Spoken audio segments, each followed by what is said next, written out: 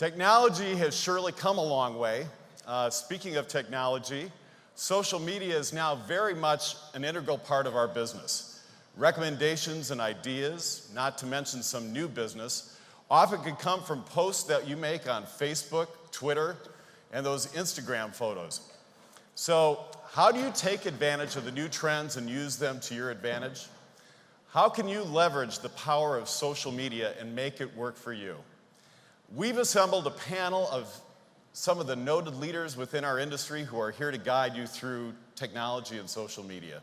So please welcome President and CEO of Globus Family of Brands, Scott Nisbet, Vice President, Travel Agent Engagement for FunJet Vacations, Lynn Clark, Senior Vice President for Sales and Trade Support and Service from Royal Caribbean International, Vicki Freed, and the Vice President of Strategic Sales and Account Management for Amadeus, Carolyn Caseglia, and last but not least, the Senior Vice President of Sales for Norwegian Cruise Line for the Americas, Camille Oliveri.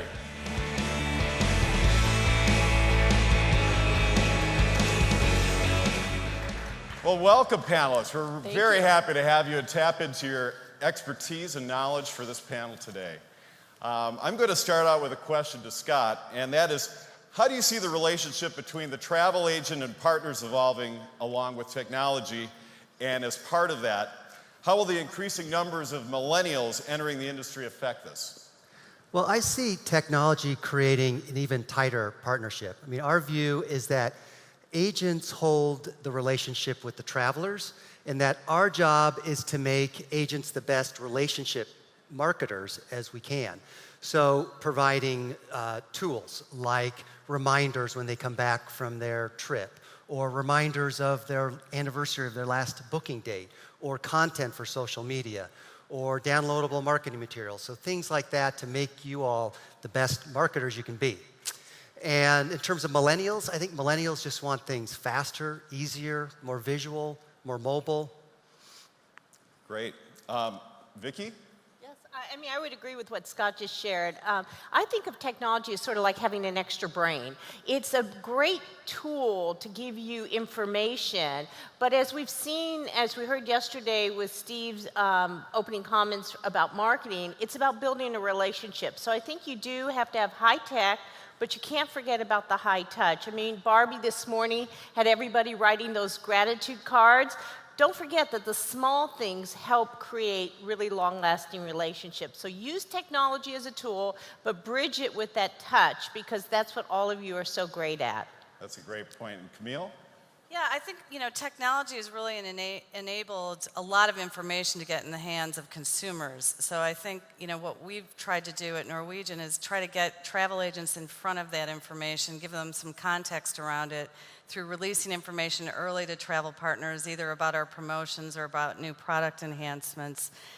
It's tough because they now have as much information in their hands as anyone. And so getting the real context around it and, kind of sorting through all the information that's out there is what's really, important for travel agents to do. You're absolutely right, and that is what travel agents do best. Yes. Carolyn, how about you? So it's really all about being seamless and supporting your clients every step of the trip. And we're living in the sharing economy. So your clients are sharing their information every step of their journey, and we have to just be very cognizant of our brands, because these folks can be our best vocal digital stamp. Once they like something, they're going to share it, not only with their friends, but with the whole world, and it's going to be out there on the internet forever. So it's important for us to take care of that. That's right. It could go viral in a moment's notice. Yeah. Lynn, I'm going to ask you a kind of a twist on that question. How do you see millennials who are entering the industry operating differently than seasoned veterans? So last week we had our top account trip in Los Cabos, and by everyone's observation, our group is getting younger. About a third of our attendees were millennials. That's great. And the thing that was so interesting to me as I talked to them and got to know them is that they don't think of themselves as travel agents. They think of themselves as business people in the travel industry. So I think that's a real kind of mind shift that we need to keep in mind. The other thing is that they're constantly looking for ways to improve analog means with technology. So they're always looking how to make things better and streamline them. and they're operating on multiple screens. So it's, multiple cell phones and an iPad. I see very few laptops or MacBooks from millennials. And that really tells us that everything that we do needs to be mobile enabled. So on all of our VAX platforms, by the end of this year, everything will be mobile optimized. More than anything from this group, I see fun and passion and commitment from them. So it's really an exciting time for our industry. That's great, thank you. And how many millennials do we have here in the audience? Oh, come on, millennials, you can make more noise than that. All right. I'm going to put a question to Carolyn. What social media vehicles do you think agents should use to stay in touch with their clients, and which should they use as an essential part of their business? Okay, so, obviously, Facebook and Twitter are incredible vehicles for communicating and sharing inspiration of a dream vacation with clients. And things like Instagram for experience, sharing pieces of the experience along the way. But it's really two-way as well. Being connected to your client and touching them at various points of their trip when they're sharing, when they got to a certain city, when they got on a cruise ship or got on a tour, and being able to inspire them, being able to give them advice and be their trusted advisor along each and every step of the way. It actually happened to me on the way to Vegas, where when I checked in, I had folks hitting me on Facebook saying, go to this restaurant, go to that restaurant. And some of the agents we have in the room, like Kate Murphy, Sherry Funk, they're queens at that. So you guys, you get it. Well, here's the queens. Vicki, how about you? I mean, I think Facebook is an essential tool to keeping the relationship going with your clients. And I don't think you should only be using Facebook to sell things. I think that people want to feel connected to you and to get to know you. And it's okay to occasionally try and promote something, but I think you really need to use Facebook as a platform to be more of a storytelling, and sharing with people, because that's building the relationship. And when they're ready to purchase, they'll remember you because they've been connected to you. No, that's a great point. And actually, we make a point out of having our own social media policy where promotions are only about 10% of it. It really is all about that dialogue. Vicki, I'm going to ask you another question. Are social media and search technology sending more clients direct? That's a great question. And I actually think that all of the technology that's out there, especially the internet, has actually sent more people to travel professionals, because there is so much information out there that people they're overwhelmed. It's sort of consumer confusion. And when people are confused, they give up. They say, help, I just want somebody to tell me what it is. And that's why all of you play such a critical role in your clients' vacations, and I would say in their life, because you are the value interpreter. You're helping to create that buying experience. See, I have a different belief. I don't believe that travel agents sell anything to anybody. I believe that you help guide people to making the right buying decision, and that's such a valuable job that you do. And travel agents really are selling themselves, aren't they? Yes. Did anybody else want to answer that question? Well, I think social media has really expanded the demand overall. I mean, what we all need, those of us in the cruise industry in particular, is more exposure to cruising and the wonderful attributes of cruising. Sometimes the media doesn't always put us in the best light, and so when we have people out there really promoting brands, promoting their experiences through social media, it really helps people get comfortable with cruising and helps bring more people into cruising. So I think it is creating an overall demand, which is going to help the industry as a whole. It's a great point, Camille. Lynn, I have another question for you. How do you see sorry about that. Carolyn, I have a question for you. Social media users frequently take to Twitter and other sites to lodge formal complaints for the whole world to see. How do you believe agents can turn those negatives into positives? Okay, so I'll give you a great example of that, I'll say. How many of you are familiar with the Ultra Festival? The local Miamians better be, right? So every year we have probably hundreds of thousands of people from all over the world descend on Miami. And this is a dance festival, and the best DJs from Europe come in for this. And what happened was, back in 2011, they were getting ready for the festival, and the top DJ said, there's no flights direct from Amsterdam to Miami. And he launched this whole Twitter complaint campaign. So KLM Airlines, Royal Dutch Airlines, saw that, and they jumped on that, and they said, okay, well, we're inaugurating a flight, but it's in a couple of weeks after. Tell you what, if you can fill a plane in 6 days, we'll put a plane on that route 2 weeks in advance of when we were originally going to do it. So they got everybody together. It was about 150 of these complainers and this DJ, and within 48 hours, they filled the plane. And not only did they fill that plane, they had enough to fill a second plane. Wow. So talk about turning around that negative situation and taking those lemons and making lemonade. So that was great for their brand. And not only did that situation cause all this positive press for them, then the DJ actually created this party in the sky, the highest party ever at 40,000 feet, and they broadcasted live. So it became this Twitter frenzy, and it just showed the power of Twitter and what you need to do. And you all can do the same thing with your consumers, to keep that constant dialogue and poll them. And if there's anything negative, just so that they know that you're listening and you know that they can turn around your problems. Oh, that's great advice. Anybody else would like to answer that question? Well, I think, sometimes things will come through on Facebook, and you control your own Facebook. So if it's something that you don't want, sometimes a one-off issue will come through, and it doesn't really apply to the whole world. You can always delete it and address it. The important thing is to, in a timely fashion, address the person that's had an issue.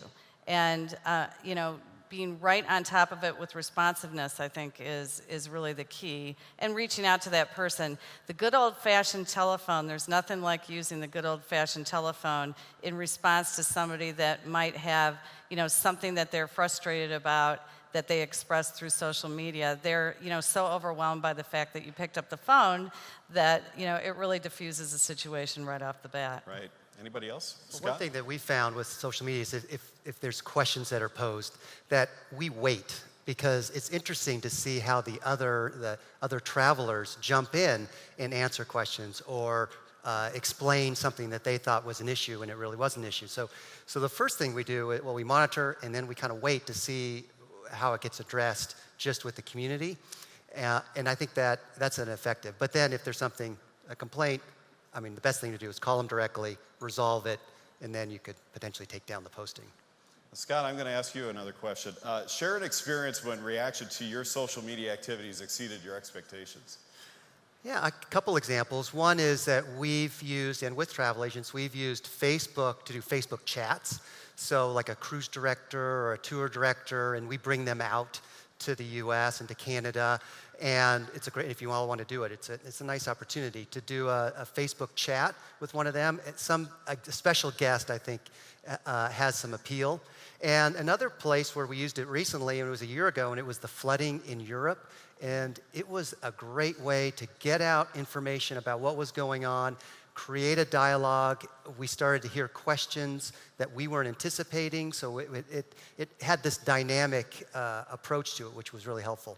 Well, that's great. Vicki, how about you? Yeah, I recently, last month, had a Facebook chat, and I was overwhelmed by how popular it was, and it was for travel professionals, and the questions were coming in so fast and furious. We had it in my conference room, and it was on a big screen, and I had to have 3 people helping me type the responses back. It was like, oh my gosh, it was such a fast time period. That hour went by so quickly, but definitely you see the engagement level, especially when it's a B2B with the travel professionals. Yeah, it's amazing. There really are people out there. Carolyn, how about you? Well, I use Facebook and Twitter for both my personal life and my business life. With the business life, at Amadeus, we put out a lot of these white papers, and we're constantly tweeting about them and Facebooking, and we get a ton of interest. Then in my personal life, probably the one that scored the most likes recently was a certain travel industry cruise line president who got married. And I put all the pictures on Facebook real time, live. And our personal lives and our business lives, there's that blur. So there were so many of us that were connected together or connected through other connections. And I was able to share with the world the wedding of Edie Bornstein and Tom Rodriguez, who is now Edie Rodriguez. And it was hundreds of likes within seconds. Don't doubt it. Yeah, yeah. But what's so interesting, Steve, is look at we're all on this panel, and Carolyn has her technology device with her. She can't even be on a panel without it. Because I'm taking a picture and I'm putting you guys live on Facebook as we're sitting here. That's You're all great. stars. That's great. Lynn, I have a question for you. How do you incorporate agent and/or consumer reviews into your booking engine? Well, we recently on our VAX platforms, on all of the Anchor Store sites that are hooked up to VAX, which I'll talk about those in a little bit, we recently added TripAdvisor reviews within our booking engine. So when you go in and you're doing bookings for your customers, you'll see the TripAdvisor review right there. And we did that really to streamline the process for you, because we know that a lot of you are going out to TripAdvisor to see the reviews, or perhaps your customer is calling in and they mention a review. And so this way it just puts everything for you right in that one area. And it also gives you an opportunity to really display your expertise, because sometimes, of course, not all reviews are great, or perhaps they're maybe a little inflated. And so it gives you the opportunity to really share your point of view with your customers and show your expertise. Anybody else like to ask that question? Okay.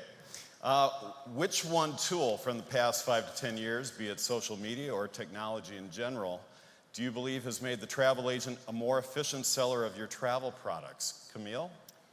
Yeah, I would have to say the number one tool is NCL University. Our launch of NCL University has really enabled agents to really get their head around our product and really understand it. We continue to enhance it. And just last night at our event, I had another travel agent come up to me and tell me that it is the best in the industry. So we continue to invest in that. I know all of us have online education tools. That's probably number one. And number two, I would say, is webinars.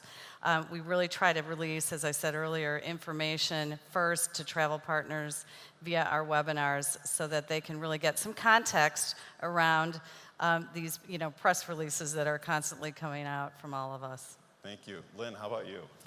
Well, for us, hands down, our best agent tool for efficiency is VAX Vacation Access. Some big fans out here. Yes. For 14 years, the Mark Travel Corporation has invested in this technology more than any other wholesaler, and it's really all about streamlining the process for agents. So right within VAX, you can research, market, and sell, and you can do that with multiple suppliers. So it's not just the Mark Travel brands, it's many, many brands that are in there. Most recently, we launched what we call anchor stores. I mentioned those. And ladies, you'll like this analogy. So VAX is kind of like the mall.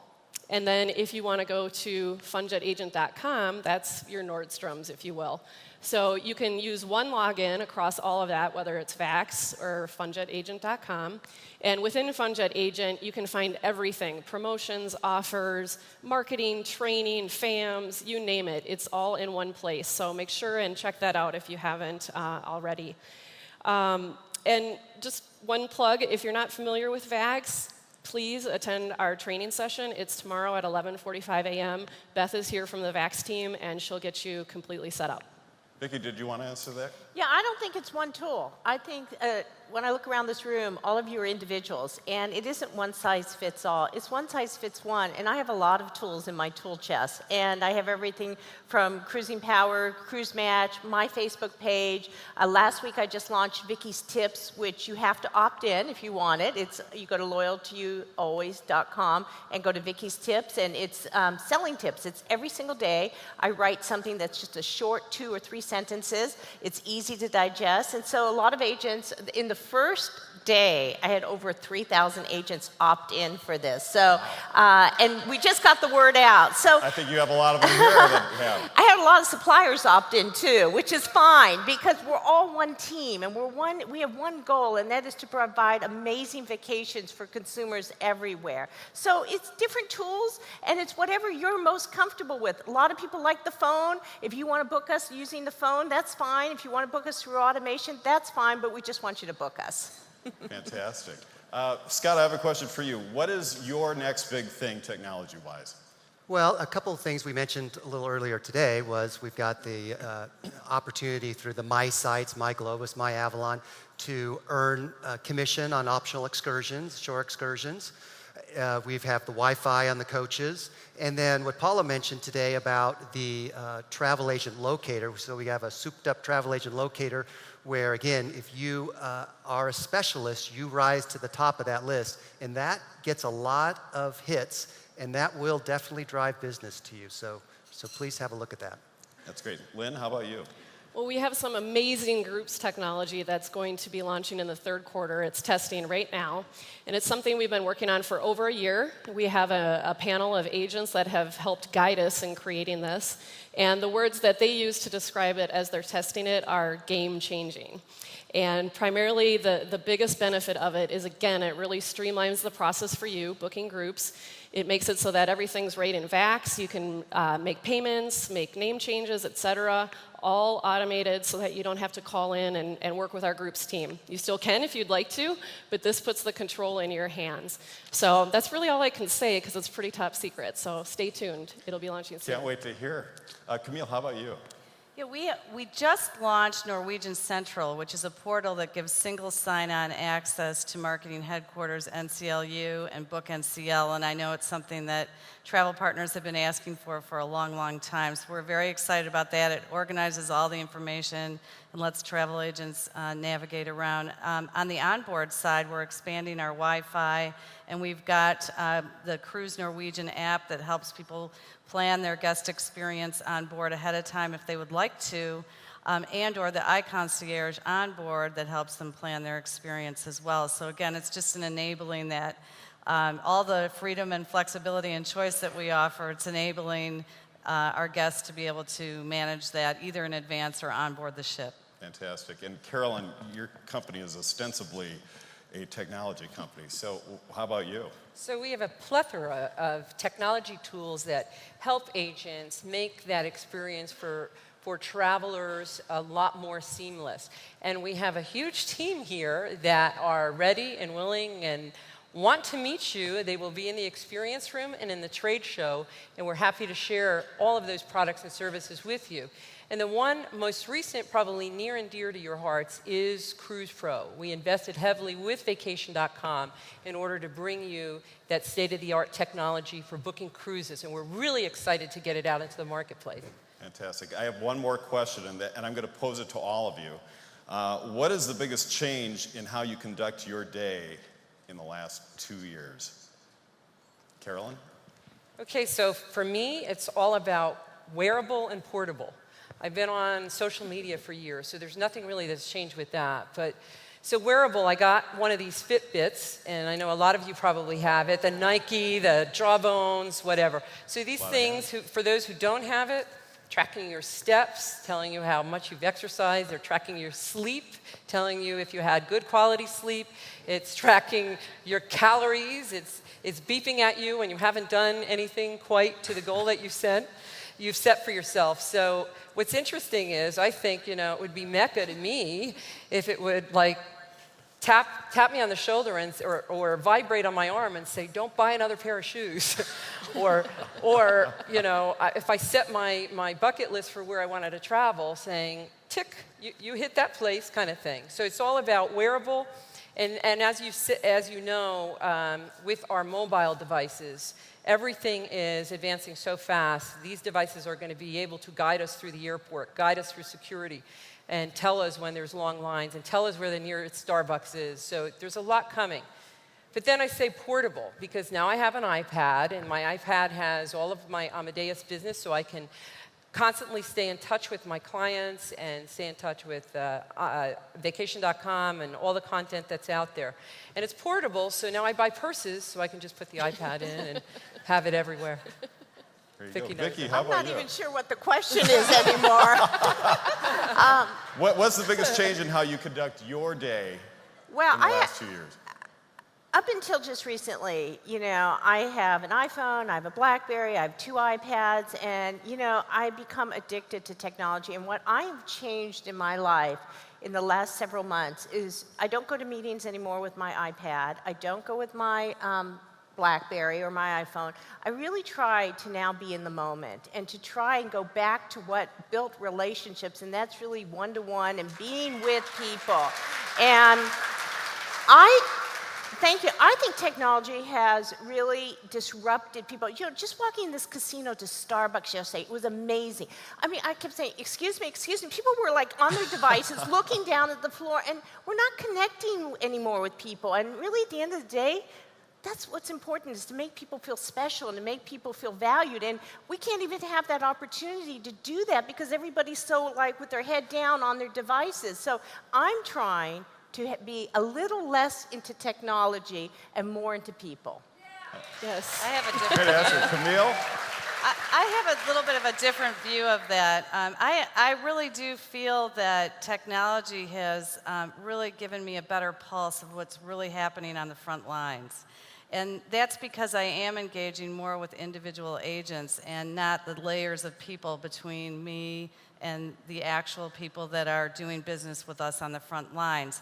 Because of this open access through Facebook and you're not waiting for the convention to really have that engagement and feedback. You're getting it all the time. And I agree with you, Vicki, there's a right time and a place for these things. But I have to say, in that sense, I feel much closer to what's really happening in the field and out in the trenches than what I had a couple of years ago, because I'm getting this, you know, and it's an escalation point for people when they're, you know, when they want to reach out and they really want an answer. They know they can do that. So I think it's been very, very valuable. That's a great answer, too. Lynn, how about you? Well, mine is somewhat similar to Vicki, and that is that I've really tried over the past 6 months to just not be controlled by my email.